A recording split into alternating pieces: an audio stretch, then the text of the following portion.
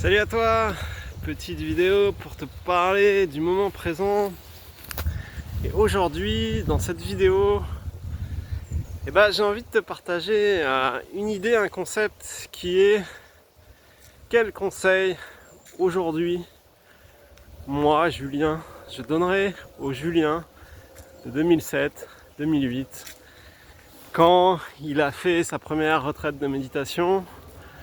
Quand il s'est mis à la méditation, qu'il a acheté quand la conscience s'éveille d'Anthony Di Mello, qui faisait ses méditations le soir dans sa chambre, qu'il est parti, en retraite et qu'il a eu tout ce cheminement. Si aujourd'hui je devais lui parler, lui donner un conseil, quel conseil je lui donnerais?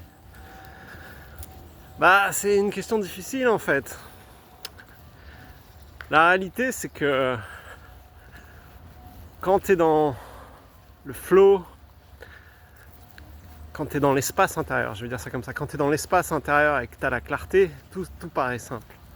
Rien ne t'inquiète, tout est ok. Tu es juste dans le moment présent, tu sais que la vie s'occupe d'elle-même, tu fais ce que tu as à faire, tu vas de l'avant, tu crées ce que tu as à créer et tu es dans le lâcher prise. Mais quand tu es dans le rush de la vie, que tu es pris par du stress, par des problèmes de santé, par des besoins, des envies, et que ton identité en fin de compte te tire dans plein de directions, tu pourras lui dire tout ce que tu veux, il n'y a pas grand chose qui passera, il n'y a pas grand chose qui filtrera, parce qu'en fin de compte, quand ça devient une identité, ça devient qui tu es, ça requiert l'expérience pour en sortir.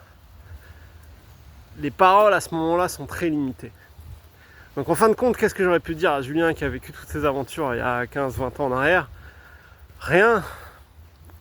C'est le bon chemin. Continue. Go on. Voilà, cette petite vidéo pour te dire, si tu t'es mis à la méditation et que quand tu te mets en lotus ou quand tu te mets sur ta chaise, parce que ça n'a pas réellement d'importance que tu sois en semi-lotus ou sur une chaise, et que tu n'as que des pensées négatives et que quand tu sens que de la souffrance en toi, tout ce que je peux te dire, c'est que tu es sur le bon chemin. C'est pas parce que tu vas avoir de bonnes expériences que tu vas t'améliorer entre guillemets dans ta méditation, et c'est pas parce que tu as de mauvaises expériences que tu es dans le mauvais chemin. En fin de compte, c'est l'expérience que tu as pas réellement de valeur. Ce qui a de la valeur, c'est l'intention que tu mets, la discipline à un certain niveau, et je dirais que le fait de réussir à intégrer ça dans ta vie, à intégrer ça comme une habitude, que ça soit formel ou informel. Formel, tu mets ton minuteur et tu fais tes 10, 15, 20 minutes de méditation, même pourquoi pas une demi-heure, une heure, waouh, génial.